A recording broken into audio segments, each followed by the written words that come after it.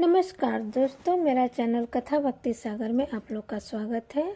आज हम कार्तिक माह में सुनने जाने वाली एक बहुत ही कथा सुनेंगे, सुंदर कथा सुनेंगे। पूर्व काल में सतयुग में सुमति नाम वाला एक चंद्रवंशीय राजा था। वह भगवान का भक्त, हरि की कथा सुनने वाला, अहंकार रहित, सप्तद्वीप का राजा था और सत्यवती नाम की उसकी बड़ी पवित्र स्त्री थी। दोनों ने ही अनेक तालाब, कुएं और बावली बनवाए। सत्यवती नित्य ही भगवान के मंदिर के सामने नृत्य किया करती थी। राजा भी कार्तिक शुक्ल द्वादशी को भगवान के मंदिर में ध्वजा बंद करता था। एक समय राजा और रानी को देखने के लिए विभांडक ऋषि आए। मुनि का आगमन सुन राजा और रानी ने उनका बड़ा सत्कार किया। राजा रानी की ऐसी श्रद्धा और नम्रता देख मुनि राजा से पूछने लगे कि हे राजन, भगवान को प्रसन्न करने के और भी बहुत सारे साधन है, परंतु तुम्हारी इस ध्वजारोपण में इतनी श्रद्धा क्यों है? सो आप कहिए। राजा कहने लगे कि हे महात्मा, यह बड़ा आश्चर्य युक्त इतिहास है, सुनिए। मैं पहले मालिनी नाम वाला कुकर्मी, चुगली करने वाला, धर्म की द्वेषा, देवता और ब्राह्मणों के द्रव्य को हरने वाला, गौ और ब्राह्मण का नाश करने वाला, मांसादि खाने वाला, चोर, पंपट तथा महापापी शूद्र था। सदा मदिरापान और वेश्यागमन करता था। हमारे ऐसे कर्म देखकर भाई बंधुओं ने हमको त्याग दिया।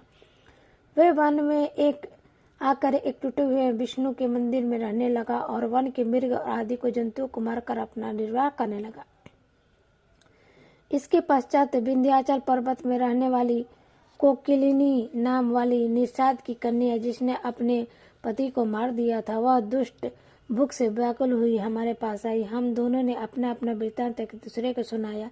इसके बाद वह वहीं पर हमारे साथ रहने लगी। एक समय संयोगवश जिस दिन कार्तिक शुक्ल द्वादशी का दिन था, हमने एक कपड़े को बांधकर उसकी झंडी सी बनाई और दोनों ही खूब मदिरा पीने से विहल होकर वह झंडी हाथ में लेकर हिलाने लगे, नाचने लगे। सारी रात नशे में नाचते रहने के कारण प्रातः समय हम दोनों की मृत्यु हो गई। तब यमराज के दूतों ने हम दोनों को आकर फांसी से बांध दिया और मारते मारते यमपुरी ले जाने लगा। इतने में ही विमान लेकर भगवान विष्णु के दूत भी वहां पर आ पहुंचे और यम के दूतों को धमकाने लगे कि मूर्खों, तुम पापियों को यमपुरी ले जा सकती हो, धर्मात्माओं को नहीं। परंतु यमदूत को क्रोध करके कहने के लिए कि दोनों महापापी हैं, इन्हें आयु कोई धर्म कार्य नहीं किया। भगवान के संसद करने लगे कि महाखेद की बात है, तुम्हें धर्म और धर्म का कुछ भी ज्ञान नहीं। जो बात वेदों के अनुकूल है वही धर्म है और जो वेदों विरुद्ध है वही पाप है। ये यद्यपि अनुप्रिय महापापों से रत रह रहे हैं, परंतु इन्होंने कार्तिक शुक्ल द्वादशी को भगवान के मंदिर में झाड़ू दी, दीपक जलाया, नृत्य किया। चाहे अनजाने में ही इन्होंने ध्वजारोपण की, मंदिर में झाड़ू किया और दीपक जलाया, परंतु इससे इनके सब पाप नष्ट हो गए, इसलिए विष्णु लोक में जाने योग्य है, यमपुरी में नहीं। राजा ने कहा कि इतना कहकर भगवान के दूत हम दोनों को विमान में बैठाकर विष्णु लोक ले गए। वहाँ हम करोड़ वर्ष तक आनंद के साथ वास करते रहे। फिर इतने में ही वर्ष इंद्रलोक में रहे। इसके बाद वह यहाँ मृत्युलोक के श्रेष्ठ कुल में आकर राजा हुए। कोकिलिनी नाम की निषाद कन्या यह मेरी पत्नी बनी।